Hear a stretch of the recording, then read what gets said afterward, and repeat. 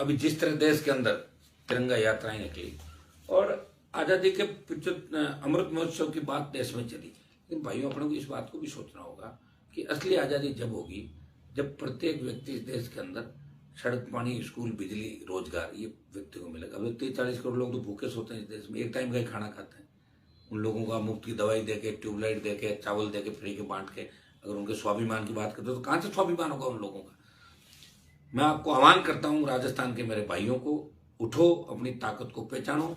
जिस तरह तिरंगे का सम्मान देश कर रहा है, हम सब कर रहे हैं, उसी तरह आरएलपी का जो झंडा मैंने आपको दिया है, हरियाणा, यूपी, पहले हम कहाँ से झंडे लाते थे भाई, कोई हरियाणा से लाते थे, कोई यूपी से लाते थे।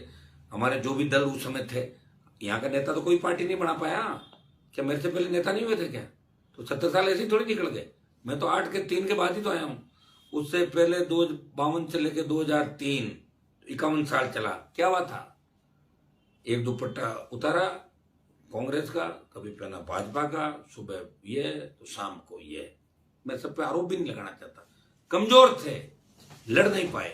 एक व्यक्ति लड़ाई लड़ रहा है, आपको झंडा दिया जिस व्यक्ति ने, आपको चिन्ह दिया, चिन्ह की भी कितनी लड़ाई हुई। बोतल छीन के टायर पाना पड़ा मुझे, टायर वापस छीना, जिद्दी कितना हूं, और बोतल लेके आया।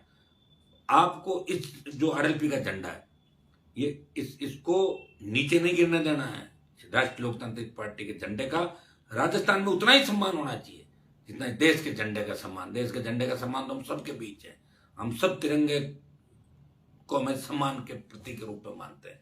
तिरंगे को कोई झुकने नहीं देना चाहता। लोगों ने कुर्बानियां दी, और हमारे समाज ने सबसे बड़ी कुर्बानियां दी देश के अंदर। आपको पता है कि ये जो गीत भी गाए जाते, कोई सिख, कोई जाट, मराठा, कोई गोरखा, कोई मद्रासी। और जब कारगिल की लड़ाई हुई थी, उसके अंदर अमेरिका के अखबार में छपा कि 20,000 फीट ऊंची पहाड़ी पे 50 किलो गोला बारूद और AK-47 राइफल लेके, AK-56 लेके कोई चढ़ के और दुश्मन से लड़ा। तो जाट रेजिमेंट का जवान था। ये अमेरिका में छपा। अभी मैंने तो लोकसभा के अंदर ये भी बात की कि आप आई रेजिमेंट बनाओ, गुजर रेजिमेंट बनाओ। हमारे उन तमाम भाइयों की जो जातियां लड़ने वाली, उनकी रेजिमेंट होनी चाहिए। आप तो अग्निपथ लाके सारी खत्म ही कर दोगे सेना का सम्मान है, तो कहां से रेजिमेंट होगी? वार कराई के समय जिस तरह झंडा और नारे के साथ, जोश के साथ मिलिट्री आगे बढ़ती, क्या कर रहे हो आप? पैरा मिलिट्री फोर्स, जिस तरह हालात बने, प्रधानमंत्री का आने पर लोगों को लगा कि इस बार शहादत कम होगी।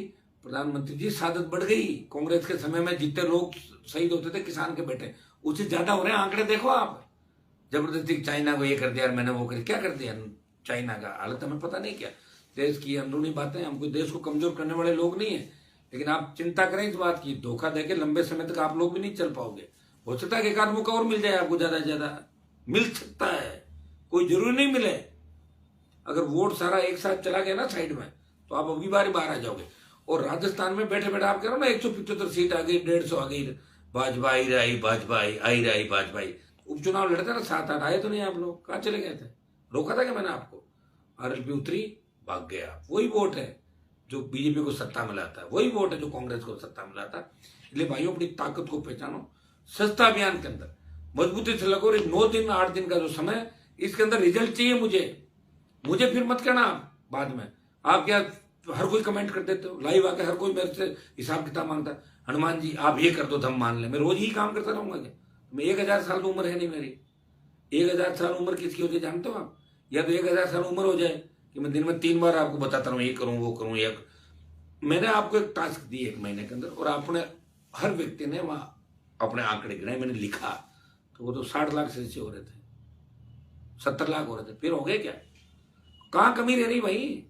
पता करो आप लोग। अभी तो समय अपने पास, ये 8-9 दिन भी बहुत होते हैं। आपको आज से ये तय करना कि हमें हजारों की, लाखों की तादाद में बढ़ाना है, और प्रत्येक व्यक्ति जो जुड़ा है वो 100 बढ़ाएगा, और विधानसभा में चुनाव लड़ने की जो इच्छा रखता है वो 20,000 से बढ़ाएगा, और जो जिसको पता है कि उसकी टिकट पक्की है वो 1 लाख बढ़ाएगा।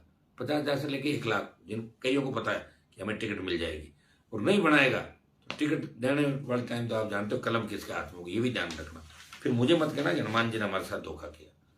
अभी समय है, आप लोग इसको पहचानो, लगो सारे के सारे लोग, और इस आरएलपी को मजबूत करो। कांग्रेस और भाजपा से मुक्ति कैसे मिले, किस तरह हमारा राजस्थान सुरक्षित रहे, अपराध खत्म हो राजस्थान के अंदर, माफिया खत्म हो, किसानों का राज आए, जवानों का राज आए, हर तरफ खुशहाली हो, ये राष्ट्रीय लोकतांत्रिक पार्टी ला सकती है।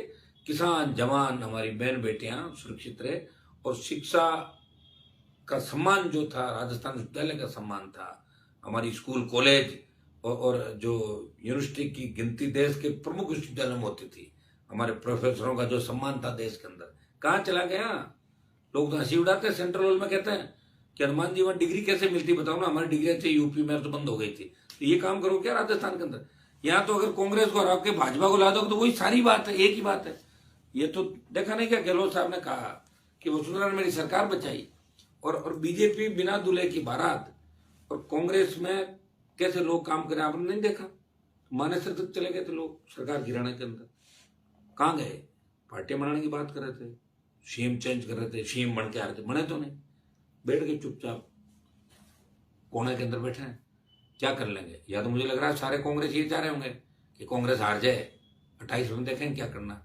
और हर कोई कांग्रेस वालों को पूछो तो कई तो कांग्रेस ये कह बीजेपी आ रही है, तो मैंने कहा फिर आप कांग्रेस में क्या करो, छोड़ दो इसको।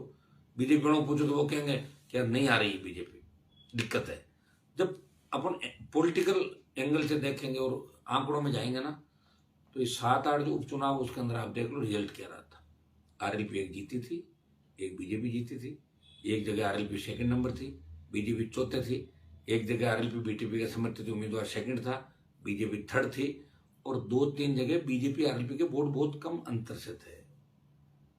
एक व्यक्ति था और वो तो पूरा संगठन और पार्टी थी, उनके स्टार प्रचार भी 15-15, 20-20 है। यह एक व्यक्ति है जो प्रयास कर रहा है, वो चाहता है कि हर समाज का एक नेता आ गया है, वो उसको उससे ही मैं काम चला रहा हूँ। मेरे पास बड़े नेता नहीं रहा आरएलपी के अंदर, जो है ज्यादा जवान है उनसे मैं काम चला रहा हूँ।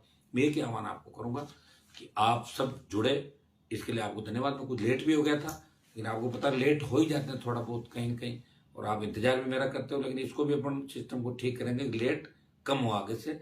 और अब मुझे पता लास्ट में आप लोग जगते हो, 8-9 दिन का जो समय, इसमें सारे रिकॉर्ड आप लोग तोड़ दो। फेसबुक लाइव जो देख रहे हो, प्रत्येक व्यक्ति 100 सदस्य आरएलपी के बनाएगा, और चुनाव लड़ने वालों को मैंने आपको टास्क दे दिया कि जो टिकटार्थी होंगे 20,000 कम से कम कॉन्स्टिट्यूंसी भी आपके लिए अभी से गाइडलाइन तय हो गई।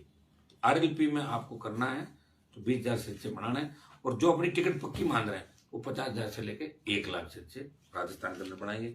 आप सब लोग जुड़े, उसके लिए धन्यवाद। और आज से आप इसको और गति देना। सबको बहुत बहुत धन्यवाद। राम राम सब।